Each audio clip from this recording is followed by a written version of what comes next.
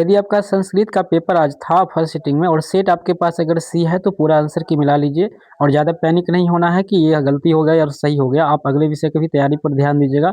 लेकिन आप आंसर की अगर मिलाना चाह रहे हैं तो इस वीडियो में देखकर मिला लीजिए। और एक चीज़ आप जान लीजिए कि 100% अगर सही आपको मिलाना है तो वीडियो को पूरा देखना है। और एसएसटी का भी पीडीएफ आपको कहाँ मिलेगा लास्ट में हम ये भी आपको बता देंगे। और सबसे ज़्यादा तो हम फ्री आपको एक मोबाइल नंबर देंगे जहाँ पे आपको मैसेज कर लेना है।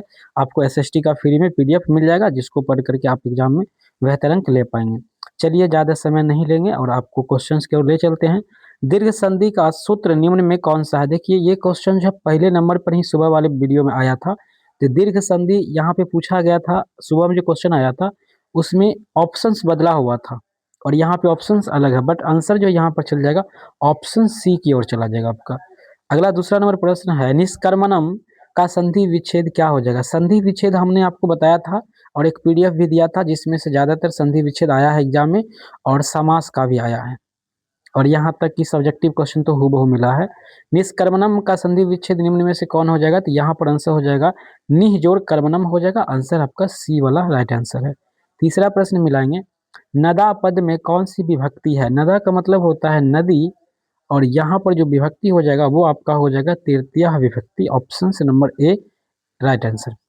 चौथा है भूतकाल के अर्थ में प्रयोग होता है। देखिए भूतकाल के अर्थ में किसका प्रयोग होता है? तो आपको बताए थे लट लकार होता है, लंग लकार होता है और लिट लकार होता है। तो भूतकाल की बात अगर होता है तो लंग लकार। ऑप्शन नंबर आपको डी हो जाएगा 4 नंबर का।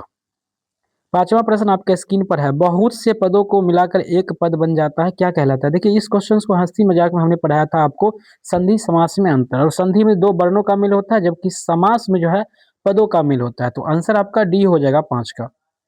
यानी प्रश्न कहता है बहुत से पदों को मिलकर के एक पद बन जाता है जिसको हम लोग समास कहते हैं। ये परिभाषा से ही डायरेक्ट प्रश्न आया है।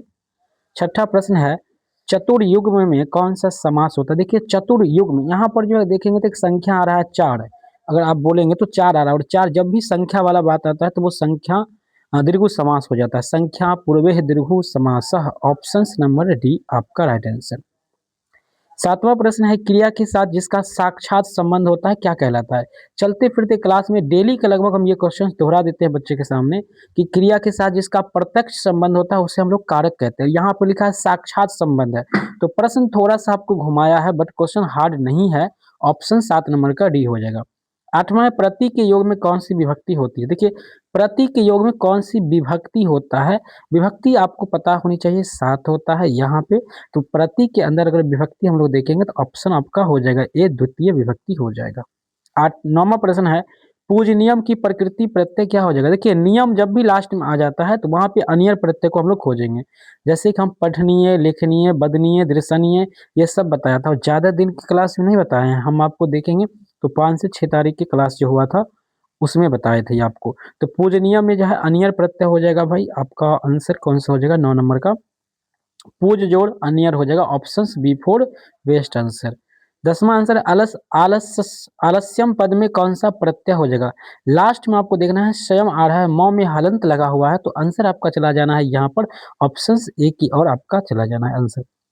11 है, सूर्यदह का विग्रह में निम्न में से कौन सा है? सूर्यदह का विग्रह यानी देखिए सूर्य उदय का विग्रह आपको करना है तो 11 नंबर का आंसर हो जाएगा सूर्यस्य उदयः। Option number C. 12वां है, हरि हरो किस समास का उदाहरण है? देखिए हरि हरो हरो रहे या माता पिता रहे या चावल दाल रहे या कुछ भी रहे, मतलब कि जो विपरीतार्थक तरह से लग रहा है तो उसका आंसर हमेशा आपका द्वंद्व समास होता है। दान के अर्थ में कौन सी विभक्ति होता है? जब भी कोई वस्तु किसी को दान में दिया जाता है तो हम आपको ट्रिक बताए थे दानार्थे चतुर्थी। यहाँ पे चतुर्थी वाला आंसर आपका सी हो जाएगा। जब भी कोई किसी को कोई वस्तु दान में देता है तो वहां पे चतुर्थी विभक्ति लगता है। 13 का आंसर सी हो जाएगा।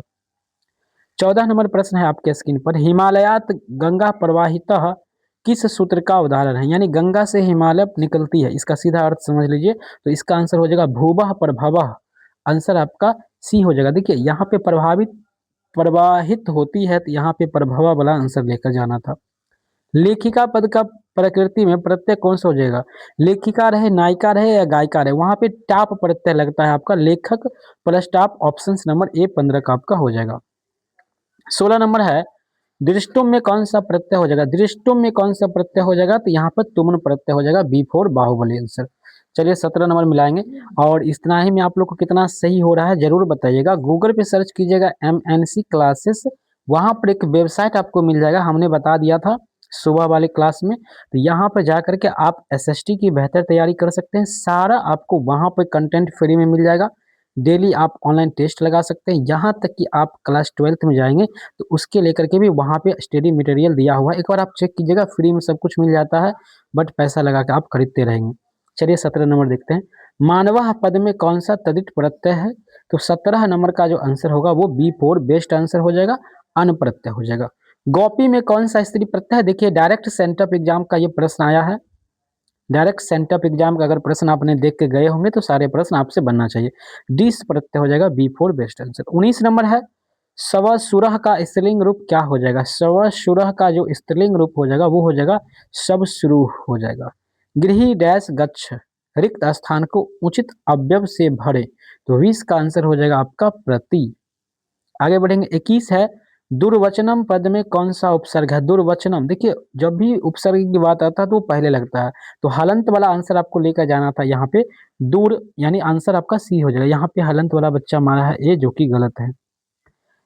22 नंबर है, संस्कृत में कितने उपसर्ग होते हैं? कई बार प्रश्न आया है कि संस्कृत में कितने उपसर्ग होते हैं? 22 उपसर्ग होते हैं। याद रखिएगा, ये सीटेट के परीक्षा से लेकर के बिहार पुलिस तक में ये प्रश्न आया हुआ है। ठीक है, तो आप याद रखिएगा संस्कृत में उपसर्ग की संख्या 22 होती है। 23 है, इत्यादि में किन किन वर्णों की संधि हुई? देखिए इत्यादि, यहाँ पे देखिए वर्ण के बारे में अगर बात करेंगे तो वर्णों के बारे में आपको बढ़िया से पढ़ना होगा, तभी जाकर के किसी भी संधि का वर्ण पता लगा पाएंगे। तो यहाँ पे 23 का अगर चलता फिरता आंसर आपका B4 बेस्ट आंसर हो जाएगा। पटनेती का संधि विच्छेद क्या हो जाएगा? पटनेती का जो संधि विच्छेद अगर आप खोजेंगे तो आंसर होगा B4 बाहुबली पटना जोड़ इति हो जाएगा। अगला है 25 नंबर है, पथिन शब्द में सप्तमी विभक्ति एक वचन का रूप क्या हो जाएगा? पथिन का आपको सप्तमी विभक्ति में जाना है और आंसर लेकर के आना है सी पथी। 26 है, अस्मद शब्द के पंचमी विभक्ति एक वचन के रूप में कौन सा होगा? सुबह में ही बताए हैं, डायरेक्ट आप लोग देखिए, अगर हम होगा तो एक वीडियो आएगा, स्क्रीनशॉट हम कर लेंगे सुबह वाले वीडियो से और दिखा देंगे कि सुबह में ये सब वीडियो हम आपको दिए थे। ठीक है, कम व्यू गया था, लोग कम देखा था और जो देखा था वो मजे में होगा। तो यहाँ पर जो है 26 नंबर का आंसर आपका सी हो जाएगा, मत हो जाएगा। 7वां है, भाव किस लकार का रूप है? ये भी सुबह में आया है क्वेश्चन, दोनों क्वेश्चन लगातार बताए थे सुबह में। 27 का सी हो जाएगा लट। अस्थ धातु के लोट लकार मध्यम पुरुष एक वचन के रूप में कौन सा हो जाएगा? तो 28 का आंसर हो जाएगा B4 बाहुबली तिष्ठ। 29 से किस समास में अन्य पद की अर्थ प्रधानता होता है? देखिए जिसमें अन्य पद की प्रधानता होती है वो आपका समास कहलाता है बहुव्रीहि समास होता है। अव्ययीभावात समास का उदाहरण निम्न में से कौन है? यथाशक्ति जो है आपका अव्ययीभावात समास होता है, आंसर B4 बेस्ट आंसर। 31 है, संस्कार पद में कौन सा उपसर्ग होता है? देखिए संस्कार में उपसर्ग जब भी लगता है तो पहले लगता है और यहाँ पर सम उपसर्ग हो जाएगा, संस्कार या संस्कृत में, ऑप्शन ए हो जाएगा। 32 है, शिवो उपासक में किन किन वर्णों की संधि हुई है? 32 का आंसर आप चले जाएंगे B4 बाहुबली आंसर आप लेकर आएंगे। 33 है, गौ शब्द के सप्तमी विभक्ति एक वचन के रूप में कौन सा होता है? तो 33 का आंसर आप मारेंगे सी गवि। मात्रोह पद में कौन सी विभक्ति होगा? 34 नंबर का आंसर मार लेंगे ए खष्टी। सब 35, जाहि में मूल धातु क्या होता है? देखिए ये सब जो है डायरेक्ट आप अगर मॉडल पेपर भी पढ़े होंगे तो प्रश्न आया है, प्रीवियस ईयर से भी आया है प्रश्न। जाहि की अगर मूल धातु पूछेंगे आपसे तो आप यहाँ पे हन मार देंगे, हन में भी हलंत होनी चाहिए, ऑप्शन सी हो जाएगा। 36 है, रूपस्य योग्यम का समस्त पद निम्न में से कौन हो जाएगा? 36 का आंसर हो जाएगा ए अनुरूपम। 37 है, श्रमेण धनम भवति, इस वाक्य में श्रमेण पद में कौन सी विभक्ति होती है? तो 37 नंबर का अगर आंसर की बात करेंगे तो ये आपका आंसर हो जाएगा तृतीया।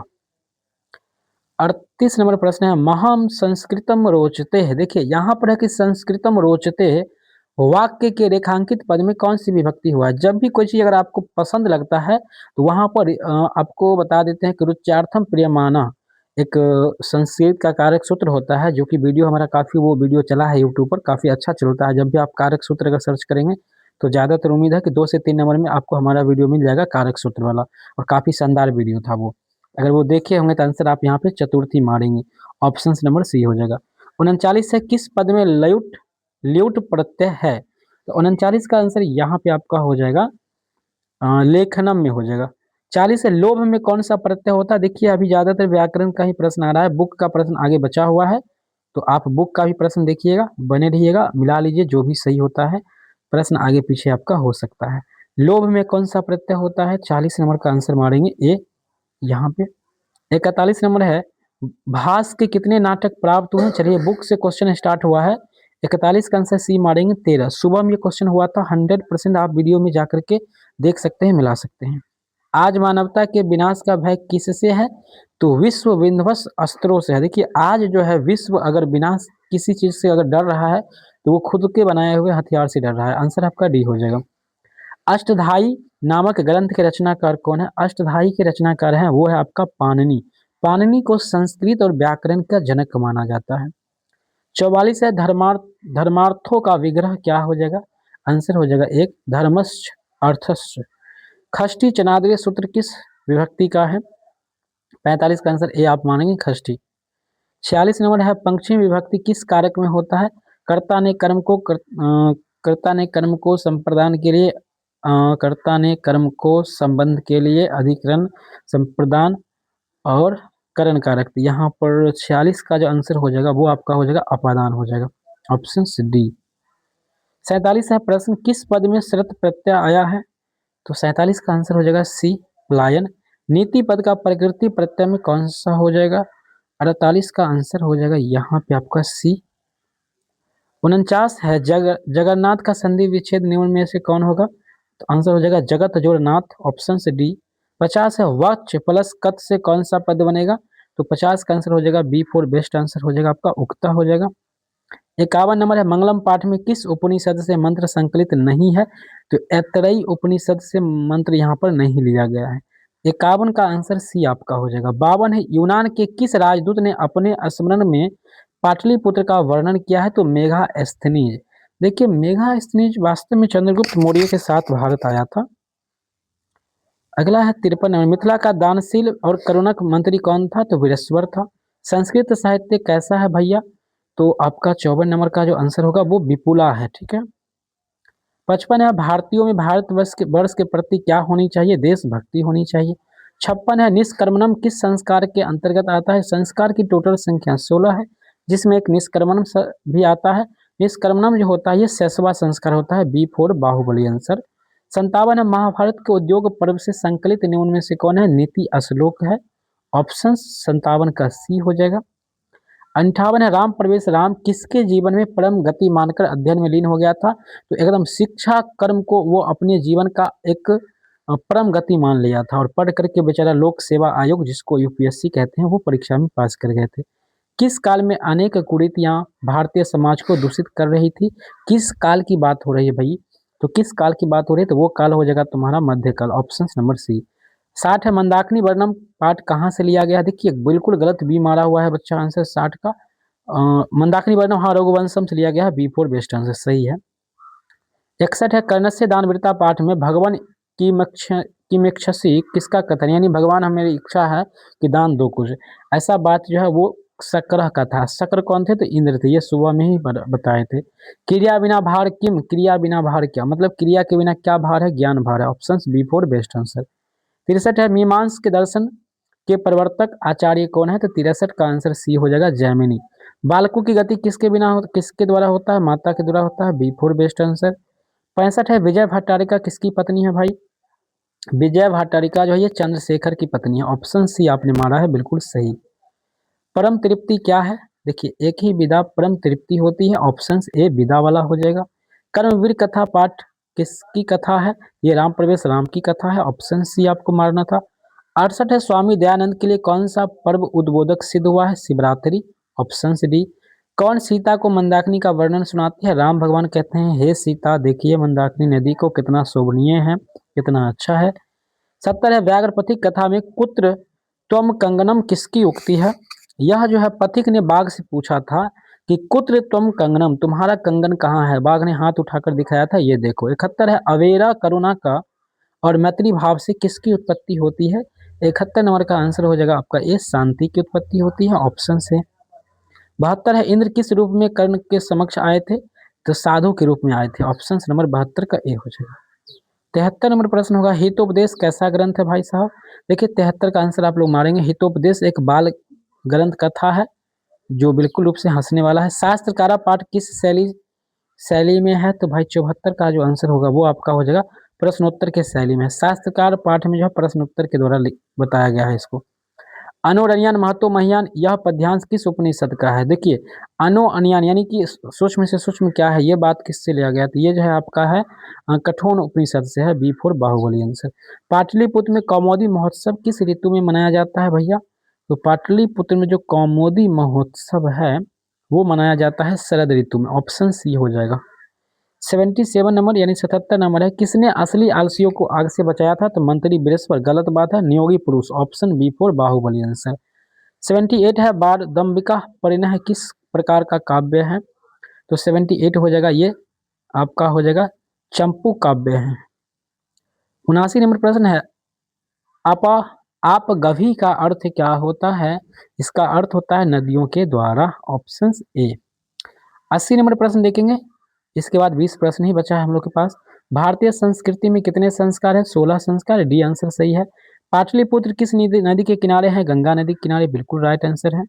82 है, कूटनिम्न काव्य के कवि निम्न में से कौन है? देखिए कूटनिम्न काव्य के कवि जो है वो आपका दामोदर गुप्त है। अहो कथ्यम कोलाहलम किसकी उक्ति है? प्रथम आलसिक है कि अहो बाहर क्या हल्ला हो रही है।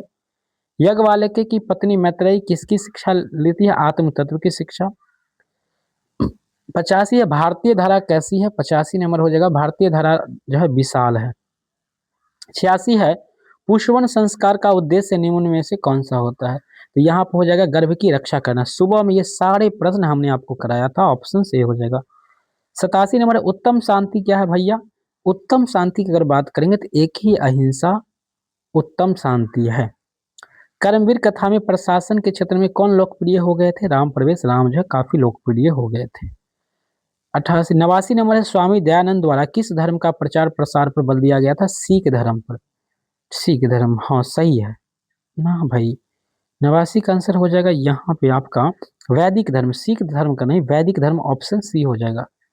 90 है, व्याघ्रपति कथा में किसके लिए कौनतई शब्द का प्रयोग हुआ है? कौनतई शब्द का प्रयोग जो हुआ है ये हुआ है अर्जुन के लिए हुआ है।